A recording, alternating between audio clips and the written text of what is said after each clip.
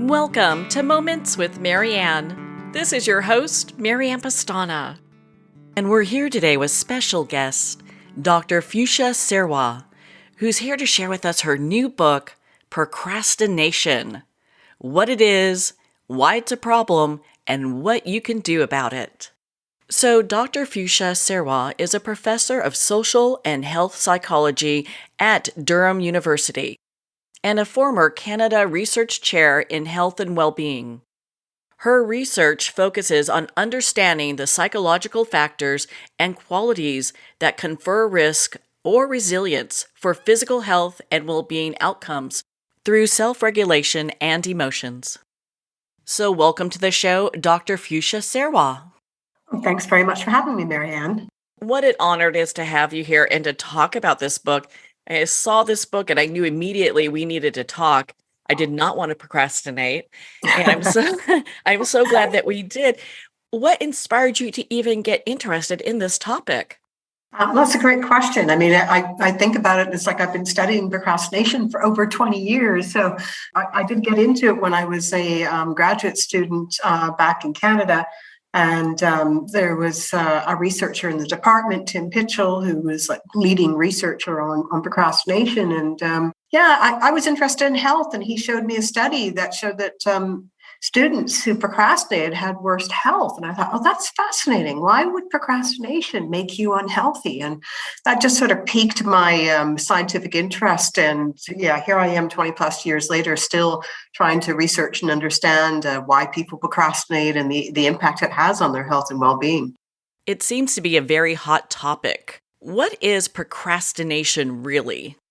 A great place to start. I think a lot of people have misconceptions about what procrastination is. They often confuse it for severe garden variety, run-of-the-mill delay. And indeed, procrastination is a form of delay, but it's a particular form of delay.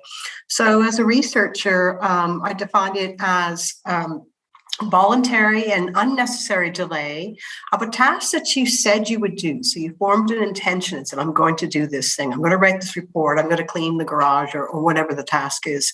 And yet you put off this task, or you put off starting it, or you don't complete it, despite knowing that there's going to be harmful consequences, either for yourself or others or both. So it's a form of harmful delay, basically in a nutshell. So why do people procrastinate knowing all that? Well, that is sort of the $1 million question, and different people have come at trying to answer that question from different perspectives.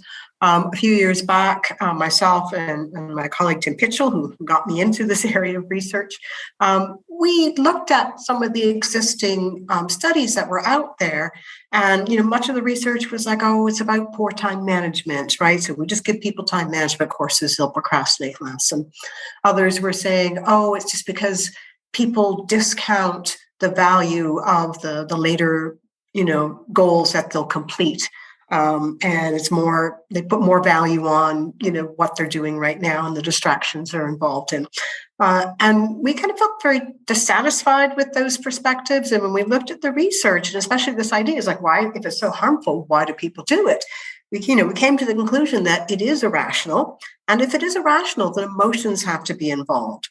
And so what we've found in the evidence and some of our research and other people's research is that basically when people are procrastinating, they're not procrastinating the task per se. They're not trying to get away from the task. They're trying to get away from the emotions that are linked to that task, specifically the negative emotions, because all the research shows that we put off tasks that we find unpleasant or aversive, not those that we find fun and exciting.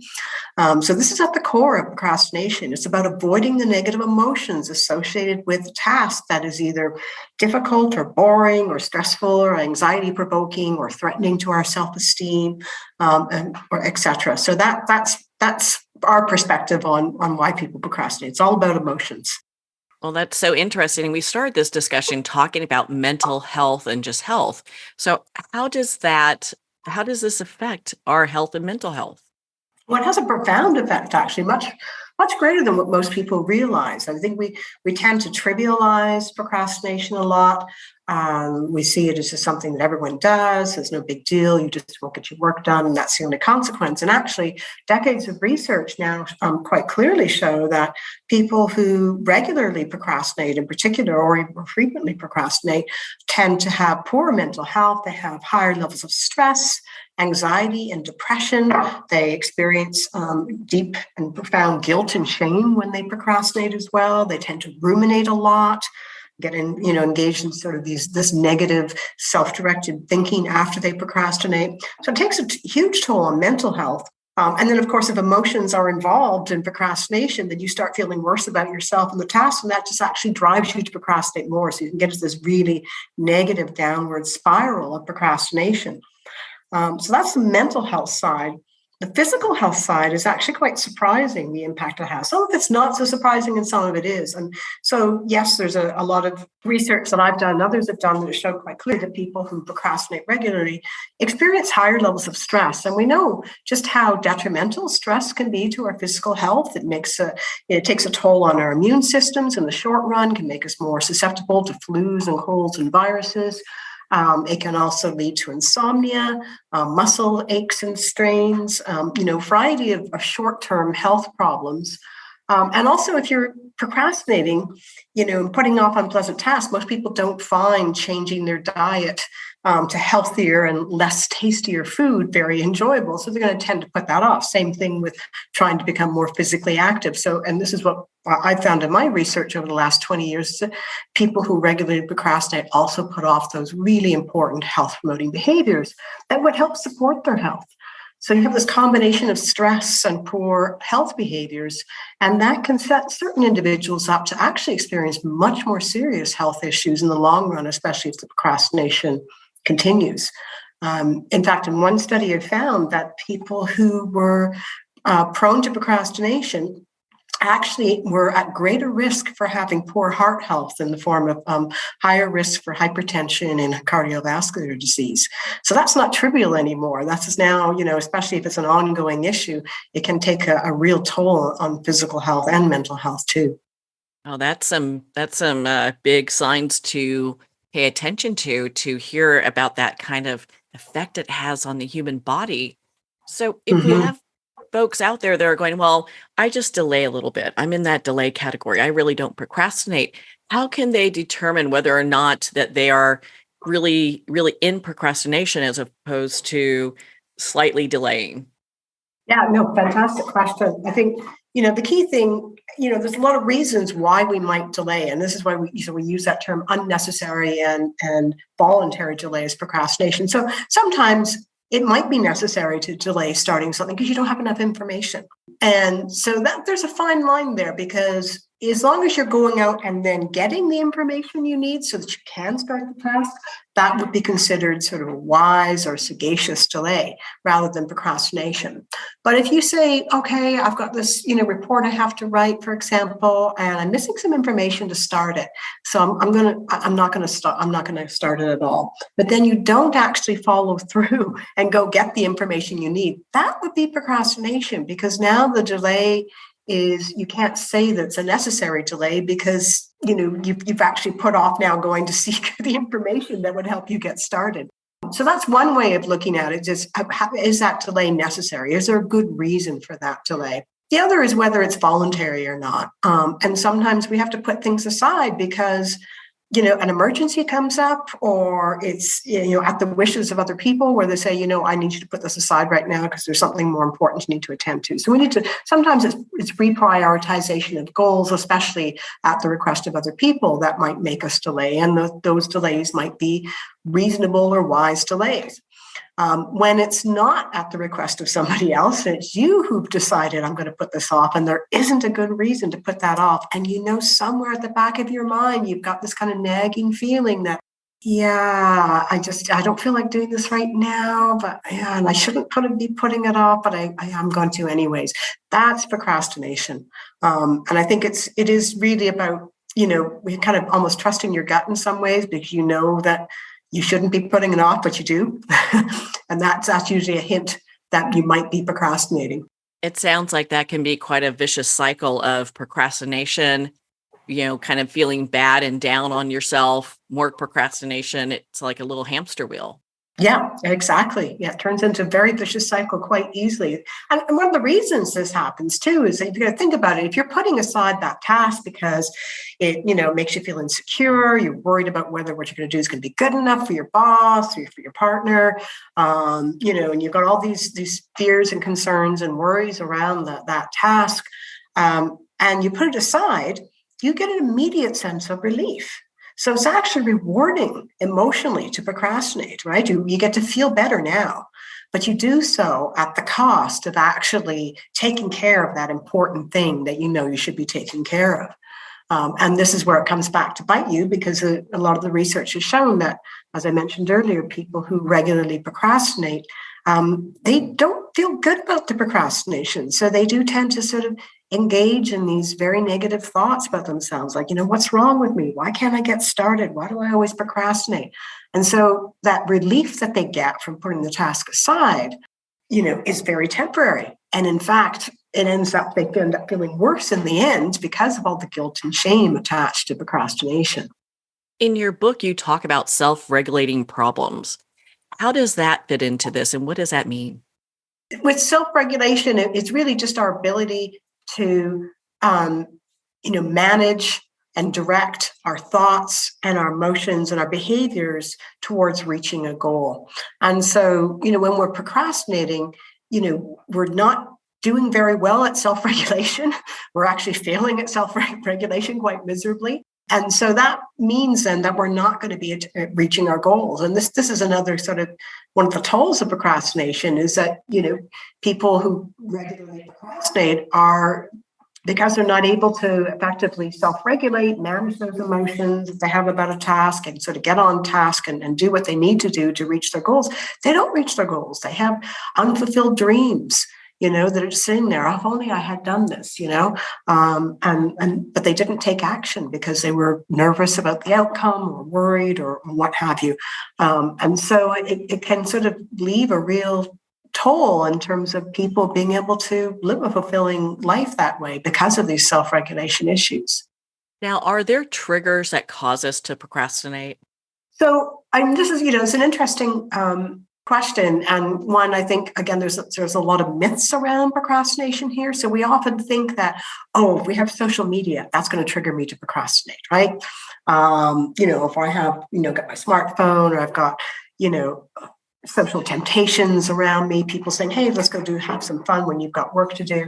We kind of think that that's the trigger for procrastination, but it's actually not. Those are things in the environment that make it easier to procrastinate, but they don't trigger the procrastination per se. What triggers the procrastination is your interaction with that task that you have to do, right? And this has a lot to do with how we view the task. So if we look at that task and we say, I don't feel confident enough that I can do this in a way that I think others expect me to, or doing this stresses me out, even thinking about this task stresses me out, right? Or, it's going to be too difficult or too frustrating or too challenging. We might imagine how difficult working on that task is going to be. It's those emotions that trigger the procrastination. But if you're in an environment where there's a lot of digital distractions or social temptations, that's going to make it easier then to sort of, not necessarily sit down and grapple through those negative emotions, and instead find some other way of relief by disengaging from the task. So it gives you a reason to disengage from that task that you're emotionally struggling with. And it doesn't trigger the procrastination per se. So it's that feeling of, I'm feeling good right now, things are okay right now, and so we'll just keep putting things off so I don't have to deal with it, and then we build the stress up.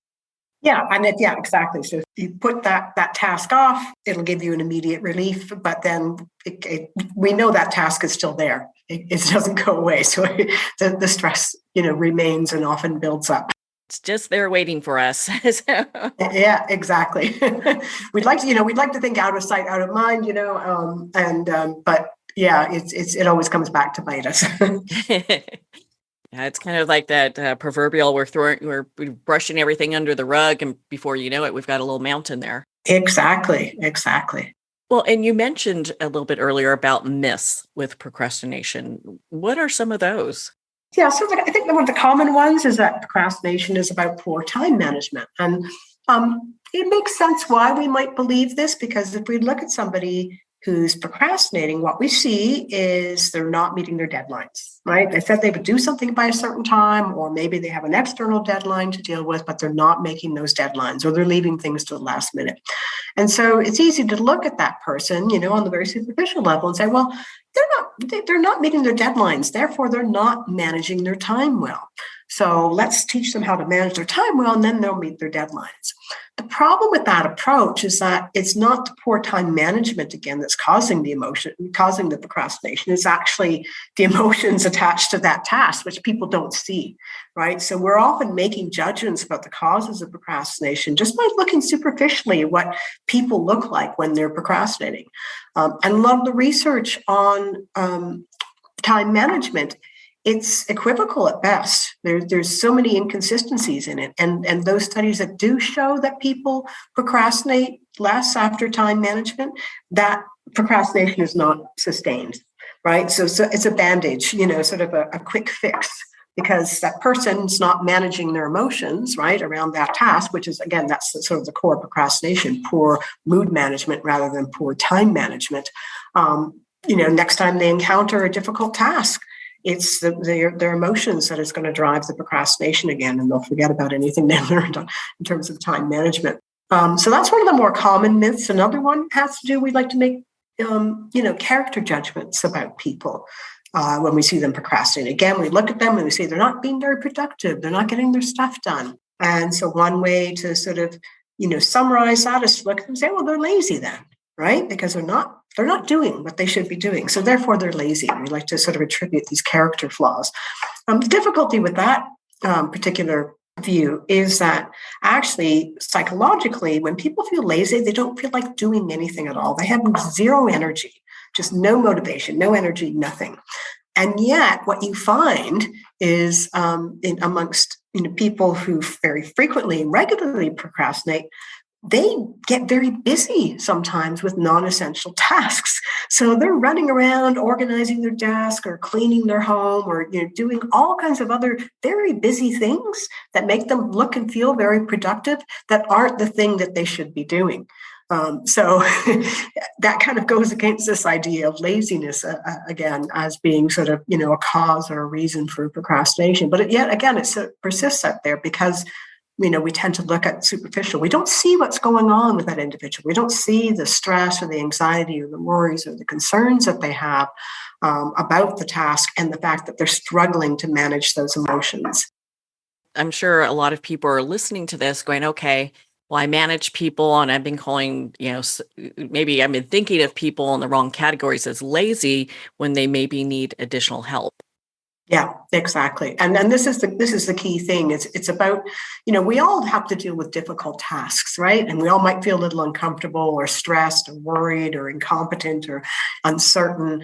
But most of us find a way to manage those emotions, and so we manage those emotions and we get on with the task. People that are prone to procrastination have a particular difficulty in managing those negative emotions. Either they weren't taught or modeled those skills growing up, or they may be also going through a time in their life where they've got so much else going on in the background that their coping resources for managing negative emotions are already stretched to their limits. So then when they have this unpleasant task, they just don't have anything left to deal with it. So they use procrastination to manage those emotions because it's quick and it's easy.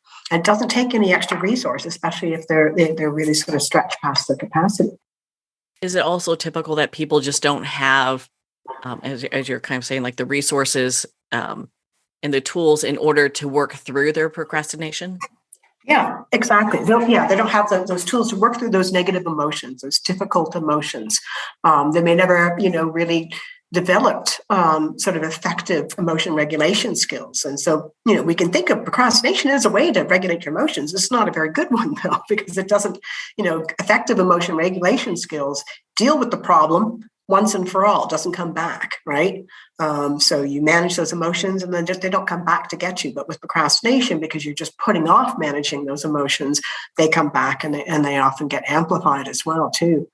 It is, and what the research has shown in support of this too is that when you actually, there's been a couple of studies now that when they've given people, brief course in emotion regulation on how to manage their emotions, how to look at tasks that are difficult reappraise them in a different way, so that they're not as threatening.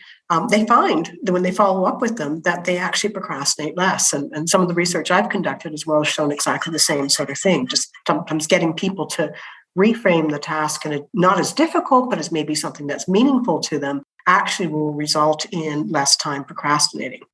Well, other than purchasing your book, Procrastination, what are some of the things that we can start doing that would change some of these behaviors? Great question. And I think, it depends on sort of where you're coming at from in terms on the spectrum of the emotions that you might be driving your potential procrastination. So, there's things you can think about in terms of structuring your tasks so that they don't become overwhelming in the first place and you don't want to procrastinate them. And one strategy, and you'll hear it a lot, and it is effective for a number of reasons, is to take, if you have a big task, that can feel really overwhelming and stressful. And we know if you feel stressed, you're going to be more likely to procrastinate it. So taking a big task and breaking it down into small, much more manageable nuggets or bite-sized goals and tasks is actually an effective strategy because it does a couple of things. First of all, it diffuses any feelings of stress that might come from seeing it as a huge thing that you have to do. And now it looks like something that's a little bit more manageable. And also, as you work through sort of the steps to, the smaller steps within that larger task, every time you complete one, you actually increase your confidence that you can continue and go on. So it gives you a sense of satisfaction and a sense of confidence in your ability, especially if you were nervous about whether this was something you could do or not. So structuring your tasks in a way so that they're not stressful is one way. And at the beginning too, say in a work-related environment, if you've got a task that you've never had to do before, something you're completely unfamiliar with, these are the types of tasks actually that people are more prone to procrastinate because something that's unfamiliar creates uncertainty. And when we feel uncertainty, we feel stressed, we feel anxious, and then we've got those emotions to deal with. And, so we're not sure what we're doing. So we're more likely to put those tasks off. So making sure that you've got the information that you need, if you have any questions, going to your manager or going to a coworker or somebody else and saying, what is it? I'm not sure if I'm doing this right. I'm not sure if this is what's needed. Not being afraid to ask those questions up front rather than just feeling stressed by them and putting it aside. That's sort of another way to sort of head off procrastination at the beginning. But if you do find yourself in a situation where you have started to procrastinate, the difficulty there is that it can easily, as we talked about earlier, spiral into sort of this negative cycle of procrastination because you start feeling worse about the procrastination. So then you're more likely to avoid the task because it reminds you that you're procrastinating and all those feelings and thoughts, that you might have towards yourself that are not very positive. So in those sorts of situations, it's really important to diffuse the negative emotions. And rather than being critical and judgmental of yourself, paradoxically, what the research shows is being forgiving and compassionate towards yourself will actually reduce the chances that you'll continue to procrastinate. And it sounds counterintuitive because we think if we forgive ourselves or if we're compassionate to ourselves, we're kind of giving ourselves a free pass for procrastinating. And in fact, that's not what the research shows at all. There's been studies with students where they found that those who were procrastinating on their schoolwork, and then they asked them how much they forgave themselves for that procrastination. Those who forgave themselves more actually went on to stay on target with their academic deadlines versus those who didn't forgive themselves. And with respect to compassion, or rather self-compassion, some of the research that I've done has shown quite clearly that, first off, people who frequently procrastinate tend to be not very compassionate toward themselves. They're very hard on themselves and very critical. But if you get people to think about their procrastination in a more compassionate way, in a kinder way, rather than a self-blaming way that sort of feeds into those negative self-critical thoughts and only dials up more and more of that negative emotion, that's enough to diffuse that negative emotion and actually has the added bonus of creating more motivation. So people who are self-compassionate are more motivated to improve themselves, and the research has shown that they get on with the things that they need to do. They reach their goals. They don't wallow in self-pity and these other negative thoughts. They just say, you know what, yeah, I'm not happy that I procrastinated, but I'm not going to beat myself up over it. Instead, I'm going to focus on doing better next time. So I'm going to get on with things. That's a much kinder, gentler way to approach things as opposed to, oh my gosh, I didn't do this, so now I'm late, and then this kind of spiral of emotions. Yeah, exactly. And again, it is counterintuitive, and it's also why we tend to be harsh on people who are procrastinators. And actually, that's the worst thing you can do. The best thing you can do is to be compassionate towards them and understand they're struggling emotionally, with this task for whatever reason. And, showing them some kindness can also help them maybe be a little bit more kind to themselves and sort of break that cycle of procrastination and just get on with what they need to do. It seems that our society is so ingrained with perfectionism. So, how does that play a role in us procrastinating? Now, great question. I mean, yes, perfectionism is is linked to procrastination, most definitely. And you're right too that we are in a society and a culture that is appears to anyways promote being perfect. And certainly, we've got social media and everything else now. Everyone's got perfect images. They're all airbrushed and all this, and we tend to think that that's reality, the sort of perfect vision of how people look and how they act and what they achieve. And it is a bit of an illusion there. There is, first of all, there's no such thing as perfection, but also we tend to mistake excellencism, which is striving to be your best, and striving for excellence, for perfection, and the two are quite different. But going back to procrastination, perfectionism definitely plays into it. Some of the research that I've done, we did a study where we basically reviewed all the other research out there on the links between procrastination and perfectionism. And perfectionism it's what we call multidimensional. There's different dimensions or facets of it. So there's a type of perfectionism where you're striving to reach your own standards, but still you can be a bit harsh on yourself and really push yourself too hard sometimes. And then there's another type of perfectionism we call perfectionistic concerns, where people are the ideals that they're striving for are the ones they think they should be striving for. So they're the ones they think their friends, family, parents, society, coworkers. They're basically thinking that this is how I should be. This is what other people want me to be. And so they're constantly thinking they have to live up to these unrealistic standards, or people won't like them or love them or accept them, etc. And so it's a very dysfunctional form of perfectionism. So in our research, we looked at how both of these forms of perfectionism might link to procrastination, like it's a general tendency to procrastinate, almost like a personality trait. And we had I think it was over 44 studies that include over 10,000 people. And what came out quite clearly was that the more dysfunctional type of perfectionism, that perfectionistic concerns that's driven by trying to meet other people's standards, was actually positively linked to a tendency to procrastinate, whereas the other form of perfectionism wasn't at all.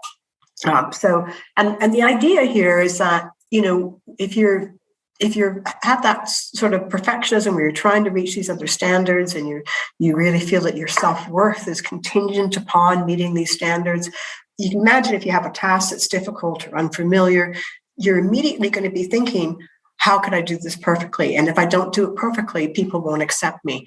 And so you can get very stressed and very worried about that, and especially if you even start the task and start encountering a little bit of difficulties.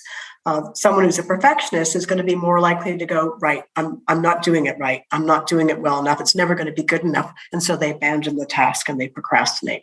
And that's really how perfectionism comes into play and can promote procrastination. It's this expectation that everything should go smoothly when I'm working on a task, and that there's no room for flaws or errors or missteps or lapses or anything, which is, not realistic, and certainly not how things happen in the real world when we're working towards reaching our goals. We always experience ups and downs and setbacks, but we eventually end up getting to where we need to be.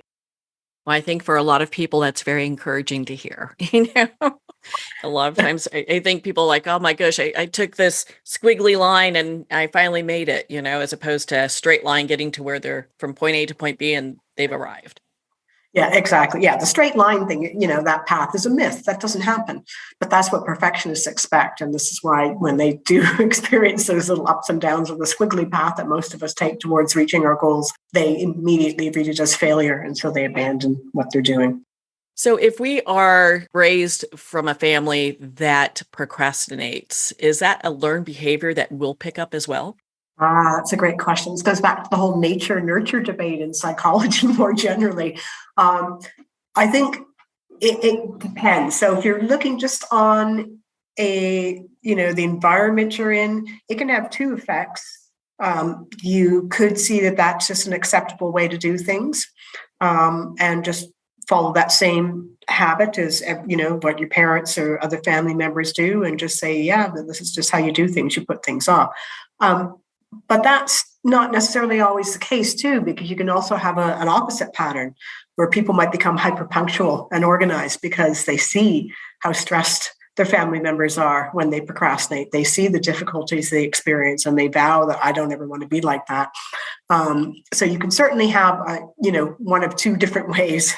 Parental and family influence on procrastination, I think, is something that's not studied enough. There's only been a couple of studies looking at, for example, parenting styles and procrastination. And what they found is that, especially adolescent girls who procrastinated tended to have parents who were much harder on them, who expected a lot. So almost sort of feeding us that perfectionism. So rather than let the parent down or disappoint them, they just never went ahead and did the task in the first place and procrastinated. So, there can be a dynamic too with the parenting style, not just sort of whether the family members or parents are procrastinators. But that being said, that's sort of the nurture side of things. There's actually other research that shows that at a genetic level, there's actually a high degree of heritability for a tendency to procrastinate. It's something like 46%. And now that's not, at the gene level, but it's suggesting when they've looked at twins raised together and raised apart, and tendencies to procrastinate, there actually does appear to be a strong genetic underpinning. And I think this makes some sense too, because it has to do with people's tolerance for negative emotions, as well as maybe more of a natural sort of natural or ingrained tendency to be able to manage emotions well or not. I'm not saying we can't learn emotion regulation skills, but some people are just more naturally take to that than others. And so that might be underpinned by, a variety of different genetic factors as well. I was real impressed within your book. You share these questions, becoming aware of how your beliefs shape your feelings. And it's a thing that I don't think a lot of people ever think about or investigate. No, and it's not. It's not something we often, delve down into. And those questions were taken from, standard sort of cognitive behavioral therapy approaches, which really get us to, question the beliefs that we have. We often have beliefs about ourselves and about the world. So we might believe that we're not deserving of certain things, or we might believe that this is the only way I can manage my emotions, or we might believe that I can't change my emotional states at all. Or beliefs about our confidence or our esteem and being able to finish tasks, and we think of those as just being a reality. Just that's how it is, and so sitting down and actually questioning these and trying to probe them a little bit more and just say, where that is actually a belief first and foremost, recognizing that it's a belief, it's not a fact. And then trying to understand where it came from can be really important, I think, especially for people who really struggle with procrastination and where these sorts of beliefs constantly come into play, especially when they evaluate a task and their own ability to be able to complete it. Well, I think that that's a pretty powerful thing. You've got so many, just such great information and resources within your book. When you were doing your research, is there anything that you discovered that most people would be very surprised at? I think Most of my own research is in the area of, the health and well-being aspects. And I think I came across one study. So I was, had the chapter that focused on, the impact of procrastination on people's reaching their goals and fulfilling their dreams. And when I started to look a little bit more closer, not just at, how frequently people procrastinate at work and some of the costs that has to employers, but also the costs it has to the employee or the worker who procrastinates. There was one study that I was actually quite surprised about it because it showed, and this was over a large sample, it was 22,000 employees in the US. And what they found was that people who frequently procrastinated tend to have greater job insecurity, meaning that they moved from job to job. They couldn't keep a stable job down. And they also had lower annual incomes. So they're just not making as much money, probably because they're moving from job to job. And in fact, it worked out to something, if you looked at the measures that we use to assess people's procrastination levels on more of a personality trait or chronic level, for every 1 point increase in mean levels of chronic procrastination, annual income fell by 15,000 US dollars. So that to me was like, wow, okay, this is not trivial again here. The people who struggle with procrastination is having a huge impact on their career trajectories and their the capacity to fulfill their dreams, especially in the work and career area. Yeah, that's very significant. My goodness. Is it that we're just not learning the life skills in this generation and other generations maybe were better? What are your thoughts on that? In terms of the skills to not get into procrastination in the first place. Yes. Yeah, I think emotion regulation skills. I think it's a strange thing. I mean, there's been more and more focus on research on emotion regulation skills and how important they are. Whereas, you go back a few decades and, it wasn't really sort of on people's radar. Just because we have awareness of something, I don't know necessarily, again, whether that's something that means that we're procrastinating more now than we were a couple of decades ago. It just means we're more aware, I think, of the impacts of procrastination. And it may be, too, that people just kind of without any formal training or skills, you go back several generations, people had somewhat harder lives than what we do now. So they had a lot of difficult things they had to deal with. And basically you had to just kind of get on with them. So you found a way to get on with these difficult tasks, even if they were going to be stressful or unpleasant or whatever. And so maybe because of that, people did just naturally develop these emotion regulation skills.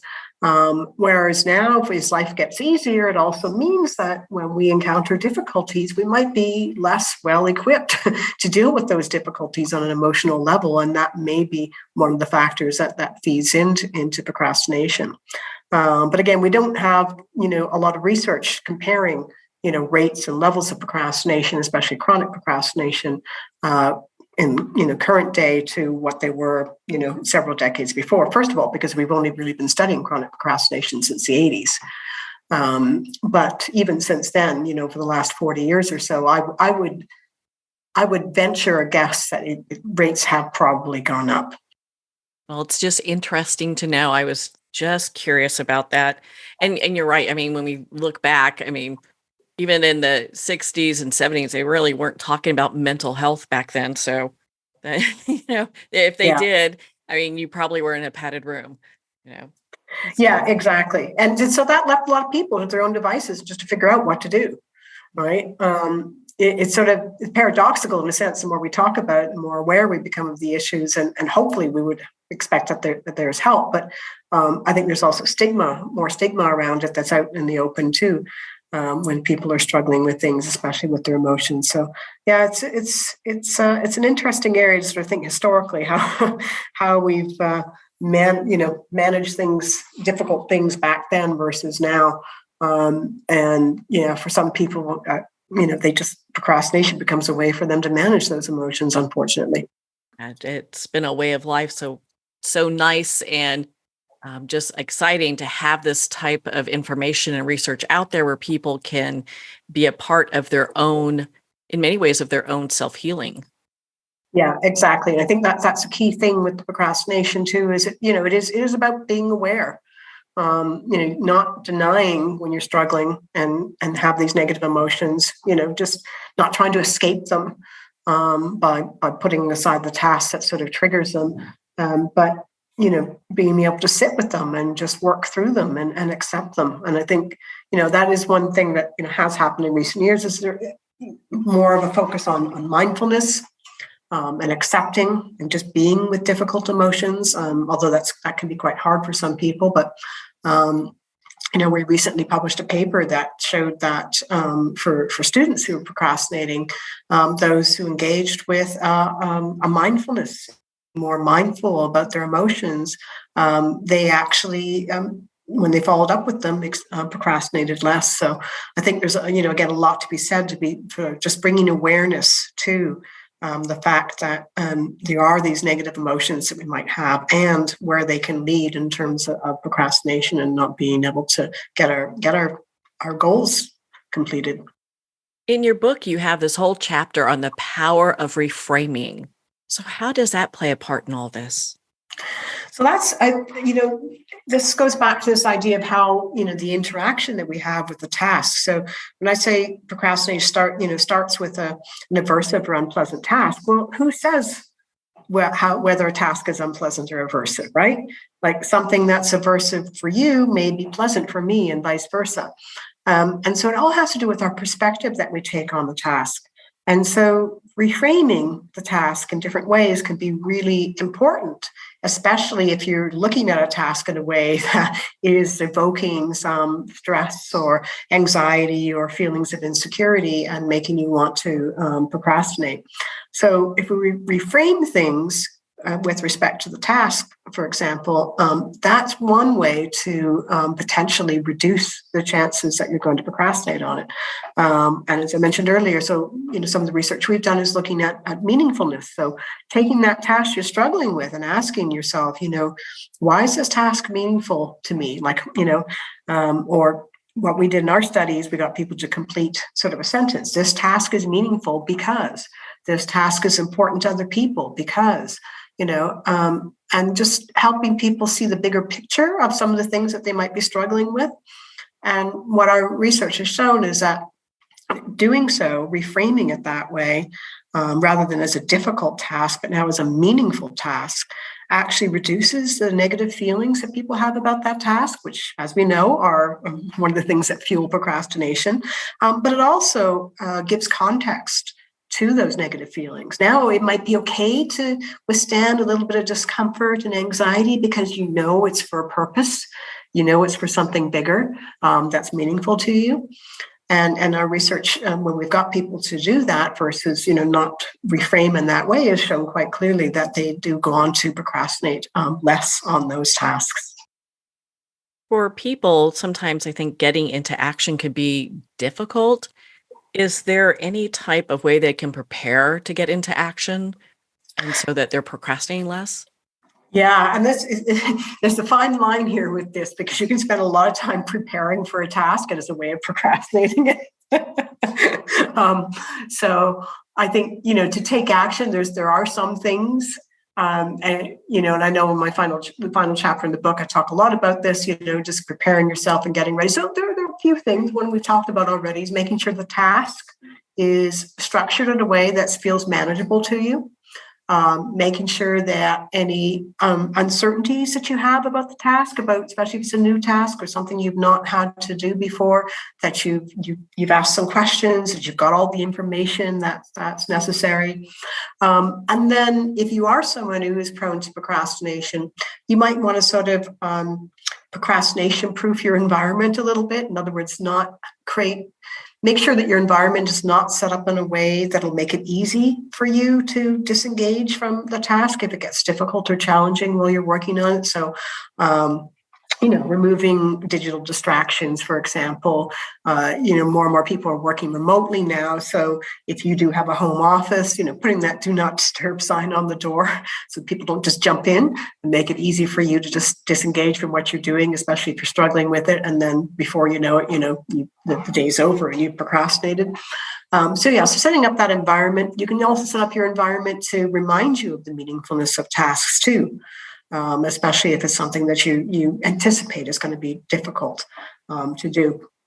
You can do this to a certain point, but as I said, you have to be careful with this too, because you can spend a lot of time setting up your environment, but not actually getting started on things. So it's a balance between, reducing anything that might create or bring into the forefront these negative emotions that are going to, might make it more difficult to stay on task. But in the end, especially if you're a perfectionist, you have to kind of just say the perfect time to start is now, right? You don't want to get too carried away trying to set up the perfect environment and have the task all structured so that you actually never spend time doing it. At some point, you do just have to take action and just take that first step. And one of the things that's nice about that is just taking action sets a momentum. It actually gets you going in the direction towards your task. And that can feel good. And it can be, reaffirming that, yes, you can do this task. You can get it done, especially if you're having doubts about your ability to complete it. Now, as far as perfectionism goes, is that something we should become a reforming perfectionist, or is that helpful at all? Yeah, I think you have to kind of shelve the perfectionism a bit if you want to deal with your procrastination, because perfectionists will always find a reason why it's not the right time to start. It's like, oh, I'm not comfortable enough, or it's not the right time of day, or I don't have enough, creativity today, or I'm too tired, or you'll go looking for excuses, and you won't have that perfect time. And this is an illusion again, right? We think that we're going to do our best work and the task is going to go smoothly if we start under the perfect circumstances and the perfect environment. And there is no such thing, right? The perfect time is the time that you start, period, right? Whenever that is, wherever that is, whatever the circumstances of your environment. And so some of the things I've said about setting up your environment to help you are, again, for people who are particularly prone to procrastination, but you don't want to get so caught up in that preparation that you lose sight of the fact that you're doing this preparation instead of spending that energy actually getting started with the task. What do you want our listeners to take away from your book?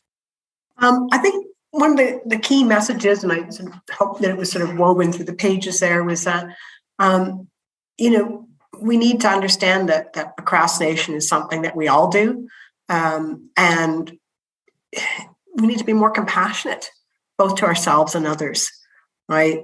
Because negative emotions are really the driving force behind procrastination.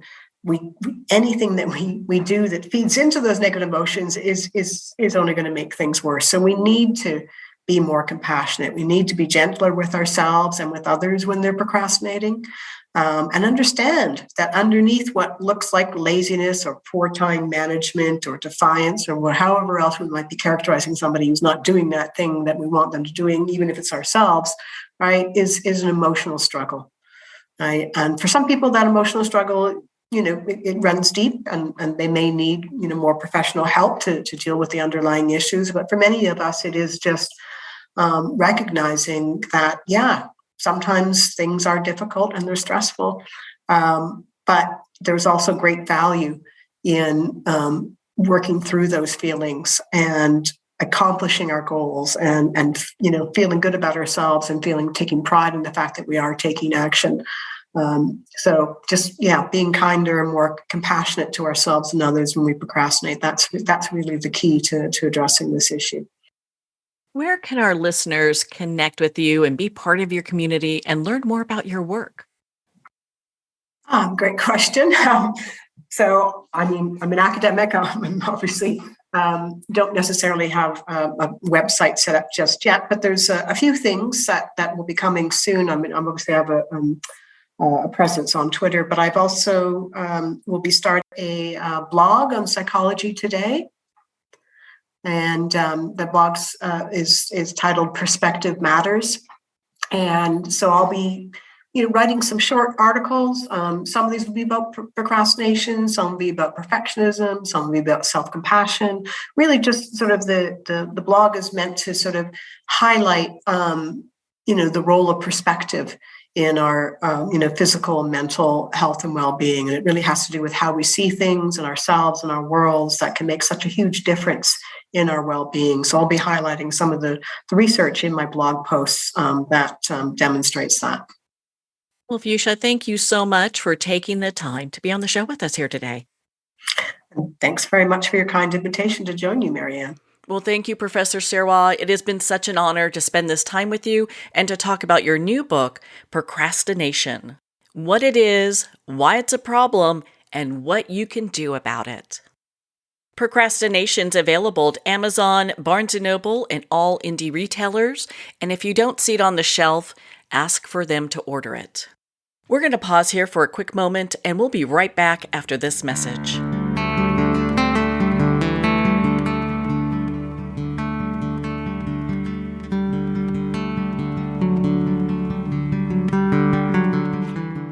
I'd like to thank Jason Eastwood at Guitarfulness for sharing his inspiring music and talent with us.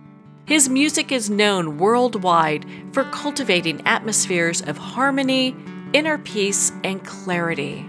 Visit Jason's website at guitarfulness.com. Join his newsletter, be part of his community, and download his music.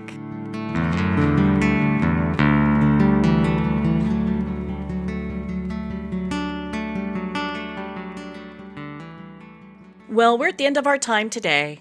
I'd like to thank everyone for tuning in. You've been listening to Moments with Marianne, where we make every moment count.